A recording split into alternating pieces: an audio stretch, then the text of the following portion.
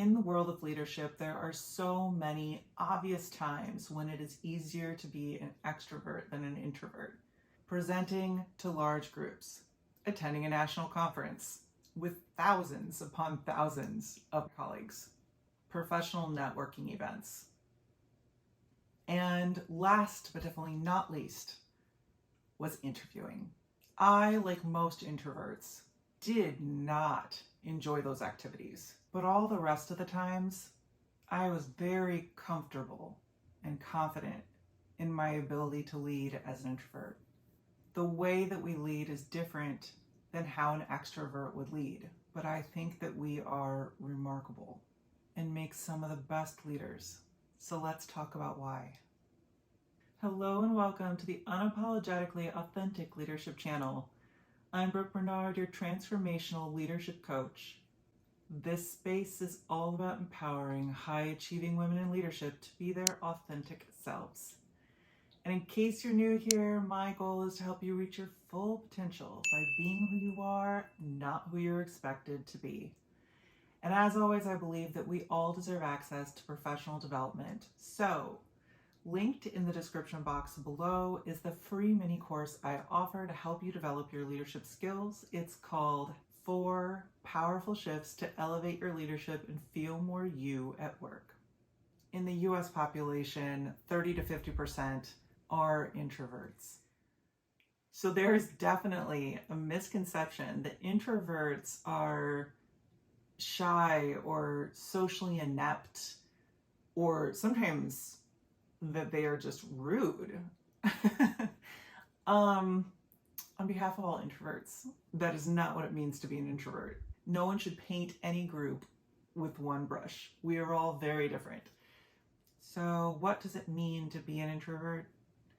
It simply means that being out and being social drains us of our energy, and that in order to recharge, we need to spend time on our own.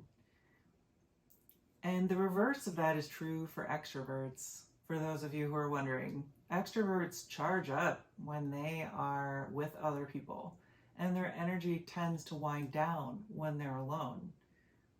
So it's all about energy, where your energy comes from. And if you feel equally charged and drained by being social and by being by yourself, then you, my friend, are what they call an ambivert. But that is a topic for another day. There is a shift occurring within our society, and introverted qualities are becoming better understood and more appreciated by companies and organizations as being strengths rather than liabilities. And these insights are being supported by industry research showing communication is key to leadership performance. Because introverted leaders have the ability to deeply listen, understand, and empathize with their direct reports, with their colleagues, with their leaders, we have the ability to engage in a different way during challenging times. Afterwards, we might feel like we need to go home and just crash, but in that moment, our skill sets are highly valuable. We are able to connect and to find our way through challenging conversations, emotionally charged moments, or when major life events happen for your direct reports that require you to sit with them and truly hear what they need and make referrals to EAP or other company resources. And now we're going to talk about the key strengths of introverted leaders. The introspective nature of introverts fosters more self-awareness and higher degrees of confidence in their own leadership. We are great listeners, which is an essential leadership skill and absolutely makes a difference with how your team is going to feel about their work and you and the results that they get as individuals and as a collective. Empathy and compassion enable introverted leaders to create stronger, more resilient teams. We are able to create space for our direct reports to process things with us, learn and grow, and feel understood and supported which allows them to know that making a mistake is not the end of the world. It's something to learn from and a way to improve their performance. And in environments where continuous improvement is valued, introverted leaders can reinforce that message over and over again to strengthen their teams. Everyone performs better when they feel like their leader cares about them and values their work. And as it turns out, introverted leaders are more naturally inclined to encourage their direct reports to take initiative. And all great leaders empower their people. We are calm under pressure because introverted leaders are good observers and have the ability to take in information, think about it from multiple angles, and then make a decision that's thoughtful and strategic. We are better at remaining composed in stressful situations. Whenever I was working on any kind of project or any process I was creating, I would always think about it from the vantage point of each known stakeholder, because I knew that everyone had different needs and different skill levels, and I wanted whatever solution I arrived at to work for everyone. So I would take time to reflect on all of the parties involved, what they needed, what they wanted, what they valued. Embracing introverted qualities allows for a broader range of leadership styles within organizations. Introverted leaders usually lead with humility, patience, and a focus on team empowerment, which complements more extroverted leadership approaches, because there is a place for both introverted leaders and extroverted leaders in every organization. This diversity of leadership not only enhances organizational resilience, but also creates a more inclusive environment where different personalities and strengths are valued and utilized effectively. And now we're going to talk about 6 strategies for empowering introverts.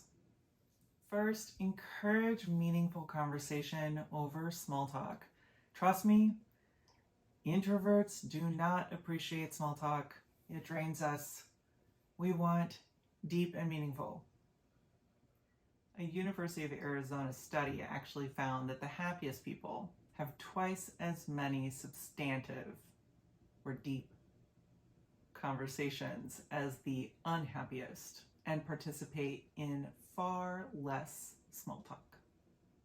Small talk is all about skipping from subject to subject and keeping things relatively surface level. No feelings, no passionate positions. It's rather impersonal. Whereas the way that introverts feel connected and engaged is when they find something they have in common with someone and are able to talk about what it means to them, what they think about it, how they feel about it. Second, introverts love working alone. Group work is not for us. We love being able to think in peace. Solitude enhances our creativity and our problem solving and allows us to be super productive. And I enjoy this quote from Steve Wozniak, the co-founder of Apple. I don't believe anything really revolutionary has ever been invented by a committee. God bless that man, because I couldn't agree more. Committee work always felt like such a drain. I never looked forward to going to committee unless I absolutely loved the chair. But even then, it was about social engagement around the beginning and the end. It wasn't necessarily about what was happening during the actual meeting. Committees always felt so unproductive to me. I didn't like going and hearing the random conversation. I felt like we didn't get anything done. There was nothing meaningful occurring as a result of the committee meeting. And some committees, if they're led by someone who's really good at facilitating committee work, can be productive, but it's still not the type of productive that feels enjoyable, because it's not about creativity or innovation, and typically it's not actually about problem solving either. It's more about tasky work, which I feel like any introvert will tell you they can get through the tasky part of the agenda much faster if they just did it by themselves. versus if they enlist the help of other people to talk about who's going to do what for a precious hour of our very busy days. And get this, scientists agree, solitude is the catalyst for expert performance. They have found that if creativity or efficiency is your highest priority, then you should encourage your people to work alone. And isn't that music to every introvert's ears? And third is read more.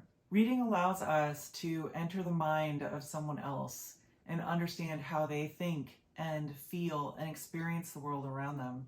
Introverts love this way of engagement because, again, we are students of humanity and love to understand how people tick.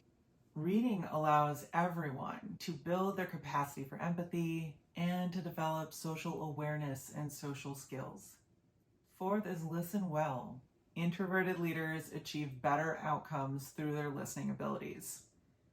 Strategy number 5 is all about allowing your introverts to find their own place where they can be to recharge and reset based on their personal limits and needs. And for all introverts out there, I think they would agree that in the middle of our hectic days, we could all use mini breaks so we can stop and process all the information that's been coming our way, because then we get to hear our own thoughts. And then that allows us to access deeper insights that are then going to help us make those really good, thoughtful, strategic decisions. And a great example of this comes from early on in my career when I was at this large-scale placement exchange or job fair, and there were thousands of people there, employers and candidates. And as you were moving through your day, when you had an opening in your schedule where you weren't on an interview, then you could go. They created this space. It was a room where the lights were off and everyone was quiet, and you could sit and be reflective and know that it was going to be peaceful and calm and less stimulating than the otherwise very bright convention center halls flooded with people that were talking. It would just be so loud and so intense. And the minute that you'd walk into that space, the energy would shift. Everyone was very in their own world and working on whatever they were going to work on, writing thank you notes or doing whatever they were doing, preparing for the next interview. But it was just like you could just breathe when you entered the room. As an introvert, I was like, oh my God, I needed this. It was like that, or find my way outside to like a courtyard in the convention center where I could be in some nature. But that dark room was so intentional. I really appreciated the organizers for setting that up, but it was the first time I was exposed to something like that. So as a leader, if you have opportunities to help your team find the restorative niches, like a comfortable chair in their office, or maybe it's a lounge that's like a break room, or maybe it is an outside space, an outside green space that is near or part of your company's building. Those spaces where they can identify this is going to be where I decompress, and whenever they are feeling like they need to recharge, like after a big presentation or after a specifically intense meeting, they can go to that space where their brain associates, this is where I calm, this is where I center, this is where I recharge. That will help your introverts to thrive. And number 6 is use quiet commitment. There's this concept called soft power. And the most famous introverts who utilize soft power were Mother Teresa and Gandhi. And no, I'm not kidding. They were passionate, they were patient, they were steadfast, and they were committed to reaching their goals, living their values, making the world better in their own ways. That is what's called soft power. They drew people to them because people could see what they were doing and found value in it and wanted to do it as well. because they believed in them and how they were choosing to use their influence. Soft power is something that introverts exercise all the time, and it is highly effective in leadership. And that's why it's so important for leaders to live and lead in alignment with their values. But what I want you to take away is that we all have introverted qualities, and we need to embrace these qualities because they will strengthen our leadership. So even if you are an extrovert, I invite you to look within and embrace those parts of yourself. It will make you a better leader and a better teammate, because ultimately having a balanced approach to both introverted and extroverted qualities makes us the best of both worlds, our best self. So I encourage you to reflect on your introverted qualities and how you can leverage them for success. And if you're interested in learning more, I highly suggest Susan Cain's book, Quiet: The Power of Introverts in a World That Can't Stop Talking. Thank you for spending time with me today. If you found the video helpful, please give it a thumbs up to help more people see it. And as always, if you are looking for personalized guidance and support, please contact me directly to learn more about private coaching and how I can help. Until next time, stay true to yourself, lead with purpose, and thank you for watching.